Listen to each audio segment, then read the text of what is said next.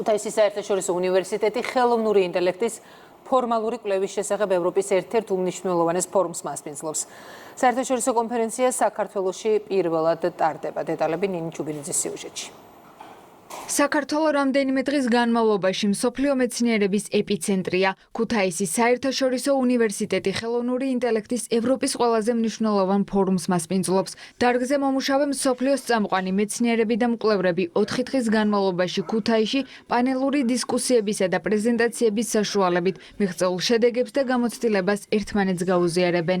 ეს არის შესანიშნავი პლატფორმა იმისა, რომ მოხდეს ინფორმაციის ურთიერთგაცვლა კონკრეტულ საკითხებზე სფეროში მოღვაწე მეცნიერების განხილვისა და მსჯელობის შესაძლებლობისთვის. საერთაშორისო კონფერენცია ლოგიკები ხელოვნურ ინტელექტში საქართველოში პირველად იმართება.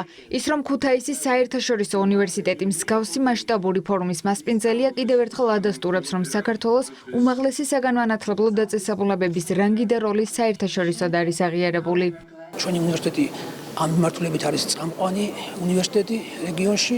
ჩვენ გვაქვს თანამშრომლობა სოფლიოს წამყვან ინსტიტუტებთან ამ სფეროში და ეს არის საფუძველი მომავალი პარტნიორული თანამშრომლობისთვის ევროპის წამყვან სამეცნიერო წრეებთან.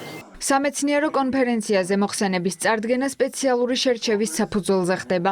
ყოველწლიურად მის პროგრამულ კომიტეტში მსოფლიოს წამყვანი უნივერსიტეტებისა და კვლევითი ცენტრების 100-ზე მეტი ექსპერტი მონაწილეობს. კომიტეტმა წლევანდელი კონფერენციის პროგრამაში მაღალი ხარისხის 47 მოხსენება შეიტანა. ეს ძალიან მნიშვნელოვანი ღონისძიებაა როგორც ხელოვნური ინტელექტის საზოგადოებისთვის, ასევე უშუალოდ ქუთაისის საერთაშორისო უნივერსიტეტისთვის, რადგან ამ კონფერენციაზე მრავალი უცხოელი მკვლევარი ჩამოდის მთელი მსოფლიოდან. აშკარაა, რომ ეს ღონისძიება ნაყოფიერი იქნება. ხელოვნური ინტელექტის ლოგიკის ევროპული კონფერენცია 1988 წელს საფრანგეთში დაფუძნდა და მას შემდეგ 2 წელიწადში ერთხელ ევროპის სხვადასხვა ქვეყანაში იმართება. ფორუმს უკვე უმასპინძლეს საფრანგეთში, გერმანიაში, დიდ ბრიტანეთში, იტალიაში, პორტუგალიასა და ესპანეთში.